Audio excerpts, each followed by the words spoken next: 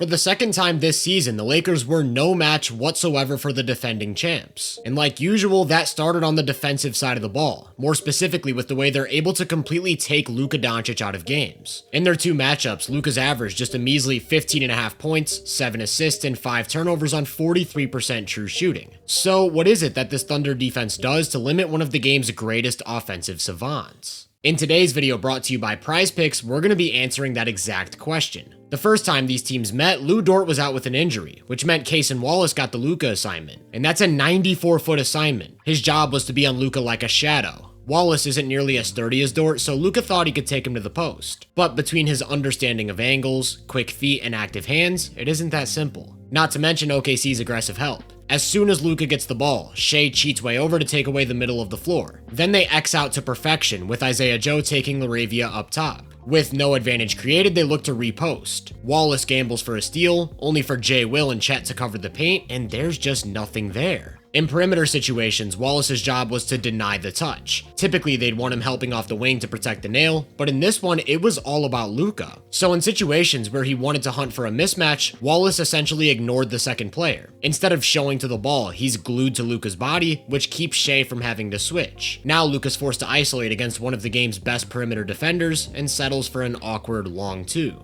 That ball denial from Wallace started in the backcourt, just not letting Luka out of his sight by any means necessary. And when they once again try to screen for a switch, he throws a little bit too much into it. In the second quarter, the Lakers pulled out a creative counter. It looks like they're trying to get the ball to Luka up top, but that's actually a decoy. From this position, Wallace is expecting a handoff, so he jumps to that side, only for Luka to run off a flare screen from Reeves and finally get a switch. The problem is that OKC's fine giving up that switch. They're not worried about AJ Mitchell on an island. He also has the size, length, understanding of angles, and agility to force a really tough jumper. Essentially, if Luka wanted the ball, he had two options. Either catch it really far from the basket or bring it up the court himself. And whenever he did initiate, the goal was to pull OKC's bigs out to the perimeter. But between Wallace's ability to dodge screens and some aggressive coverage behind the play, that didn't exactly go as planned. The Thunder started this game with Chet Holmgren on Rui Hachimura, putting him in position to roam behind the play. So when Ayton screens, Hartenstein jumps out to the ball with a hard hedge to get it out of Luka's hands early, knowing that Chet can handle 2-on-1 situations with ease. Here's another example from a minute later. Rui's deep in the corner, but Chet roams all the way over to the other side of the court to wall off the paint, while Hartenstein's up at the level. And by the time Luka recognizes it, Chet's able to recover, contain a drive, and force a difficult mid-range pull-up. Then the Lakers tried it a third time. Wallace presses up on him all the way at half court, ducks under a screen and recovers, swipes at the ball, and the offense resets without an advantage. Obviously, LA needed to get Chet away from the basket, so after a timeout, they made a deliberate effort to do exactly that. First, they're going to lift Ayton to the top of the key to take Hartenstein out of the paint. Then Luka gets the ball in the wing, and they run Chet into a back screen on the weak side, only for Mitchell to switch, and without ever looking at the ball, pick up a steal. For the most part, their adjustments were structured around bringing Chet up to the ball with a screen. In these situations, the Thunder actually decided to switch, and for the first time, Luka had a chance to isolate a matchup he liked. It was never going to be that easy again, though.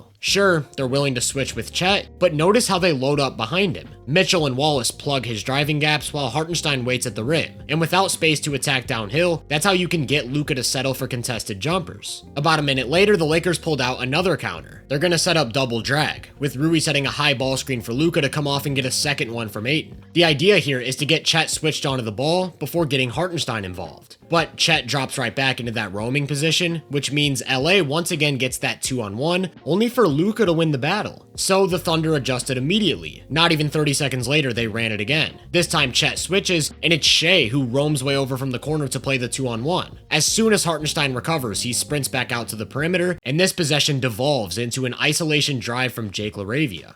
After 10 minutes of play, Cason Wallace finally checked out. Luka's reward? Arrested, fresh off the bench Alex Caruso, who's gonna come in and do the exact same thing. First, he denies the ball and uses his sharp hands to push Luka out to half court. Then he ducks under a screen and recovers to force a turnover. Caruso was also meeting Luka with constant pressure. Here he stuck to his hip over the top of a screen with Jay Will parked in a driving lane, and he somehow times up his change of speed perfectly to get a hand up on a step back three. When the Lakers went to their spread pick and roll, it was the same thing. Carlson jumps out in a hedge while Caruso ducks under and recovers. Then when there's no advantage created and Luka gives up the ball, he immediately goes into denial mode. Again, you end up with Laravia trying to isolate Shea, which just isn't great offense. So instead of a ball screen, on this one, Luka decided to just take Caruso one-on-one. Remember, they're loading up behind the play, so Caruso only has to take away the middle. Then he has the discipline to pull his hand out of the cookie jar, resulting in an awkward shot.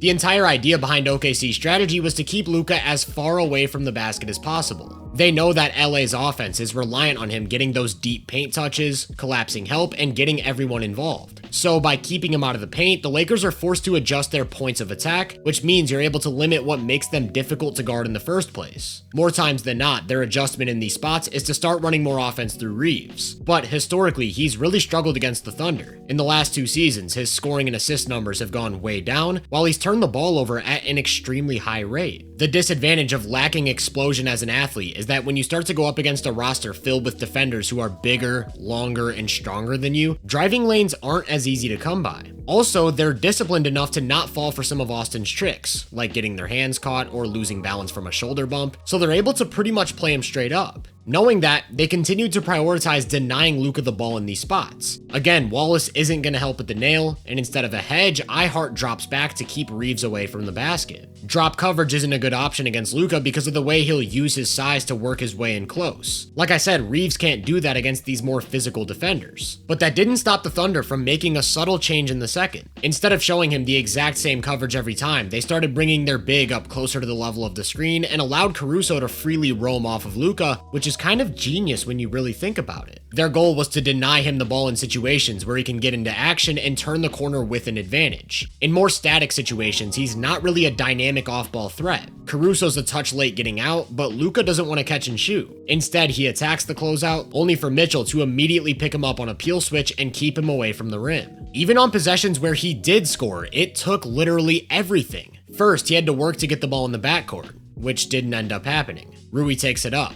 Then he has to expend more energy just to finally get a touch. Now he has to deal with Caruso up in his airspace, 40 feet away from the basket. Hayes sets a high ball screen and Luka splits the hedge only to run into a third defender at the nail, and it takes finding a perfect angle just to get the ball up and in. But don't think the Thunder didn't have a counter. This time when Luka calls up Hartenstein, Caruso instead pre-switches onto Hayes to nullify the advantage. The ball should have gone to Reeves because he had the mismatch, but Luka tries to do it himself against Mitchell and continues to get forced into those really tough jumpers. He finished the first half shooting 4 of 13 from the field with 4 turnovers, and they went back to the tunnel completely defeated. After scoring 38 points as a team, they were down by 32, and the third was more of the same. Constant pressure and ball denial, lots of physicality, everybody making errors. They did start to shoot the ball a little better, but by that point, it was completely out of reach. Luka ended up sitting the entire fourth, and the Lakers lost by 29.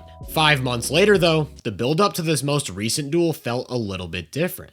Before we get into that though, I want to thank PrizePicks for sponsoring today's video. If you know you can play responsibly and you have the means to do so, PrizePicks is America's #1 daily fantasy app. So if you're looking for a place to get in on the action with playoff basketball right around the corner, use code HMA and get started today. As for today's games, the Sixers and Wolves are both battling hard to climb the playoff ladder, so I think we're in for a thriller. Historically, Minnesota likes to play Embiid straight up and take everyone else out, so I like him at 28.5 points. On the flip side, Ayo Dosunmu has been stuffing the stat sheet, and they're relying on him more with every game. So in one that could come down to the wire, I like him for more than 25.5 PRAs. It's that simple. Find the stat you want, pick more or less, and you've got your lineup.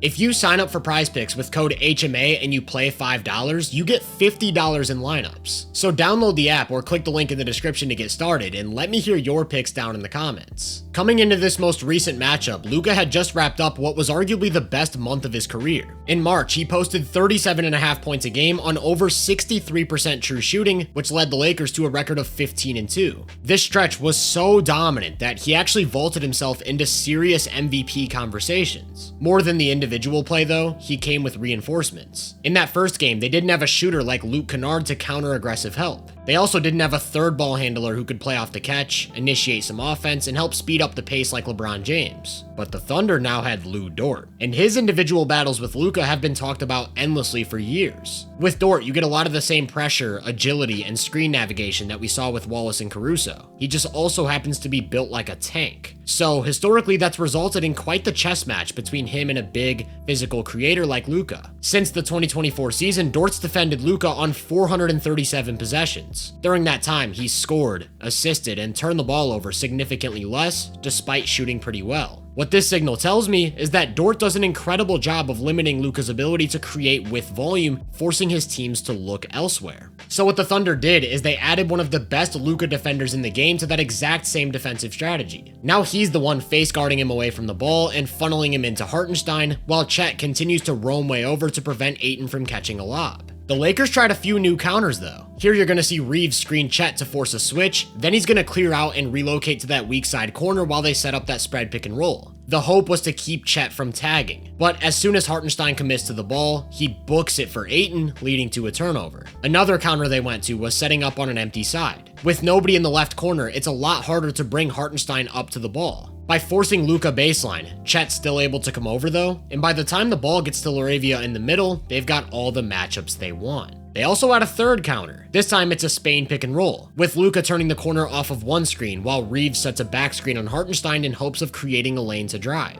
Except now it's J-Dub who's hedging and recovering, and the whole thing gets blown up. So they once again ended up relying on bringing Chet up to the ball. A minute into the game, he continued to switch, so the Lakers cleared out to let Luka go to work one-on-one, and he ended up drawing a foul. Like clockwork though, the Thunder continued to adjust. Next time Luka tried to get Chet on a switch, he instead hedged, and LA did everything right, with LeBron finding Ayton for another dropped pass. I'll continue to reiterate, their strategy is to keep Luka as far away from the basket as possible. With Chet up in his airspace and Dort sticking to his hip, there's just nowhere to go. He tries to force the issue anyways and loses his handle out of bounds. OKC's superpower as a team is their ability to break structure, taking away whatever the offense wants to do.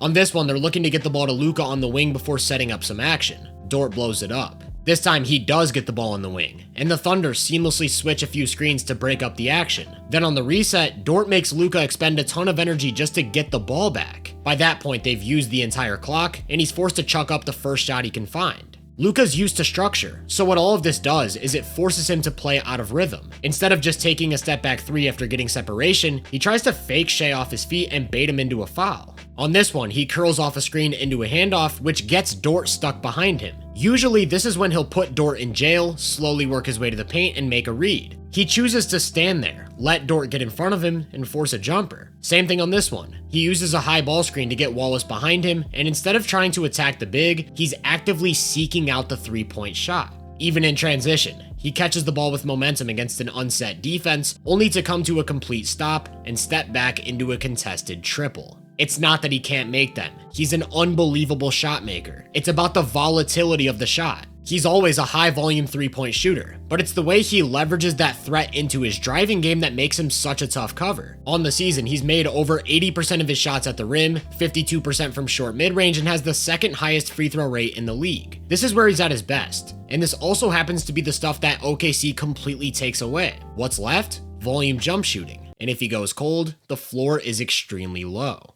Luka took 9 shots in the first half. 7 of them were threes, and only one of his shots came within 12 feet of the basket. His only shot at the rim was a 3-on-1 situation in transition. Granted, this is also the play where I think he first tweaked that hamstring, and that's definitely a factor, but it's also just a trend against OKC. This is what his shot diet has looked like since joining the Lakers 14 months ago. In 4 games against OKC, he's getting to the paint less, taking more long twos, and still getting tons of threes up. Almost 70% of his shots are coming from outside of 16 feet, which naturally takes his foul drawing down. The offensive production has been night and day. The baseline is an offensive savant, someone who gets everyone involved efficiently. Against OKC, his scoring is way down, he's assisting on less shots while turning it over more, and the team's offense is suffering. Pretty much all of this is a function of keeping him away from the basket. He's still gonna get his shots up. They're just going to be worse shots. He's still going to move the ball around. His passes just aren't generating the same sort of quality. When he's not getting those deep paint touches, while OKC simultaneously rotates to near perfection, the advantage creation just isn't there. So for the second time this season, this game was over at halftime, which makes it all the more frustrating that Luka went out there and injured his hamstring. We're still waiting on an MRI to determine the severity and give us an update, so hopefully we're in for some Luka magic in the playoffs. It's just not going to happen against OKC. They've solved the Luka Doncic problem. They've figured out how to limit his strengths and dial in on his weaknesses. After all, they are the greatest defensive team of the modern era.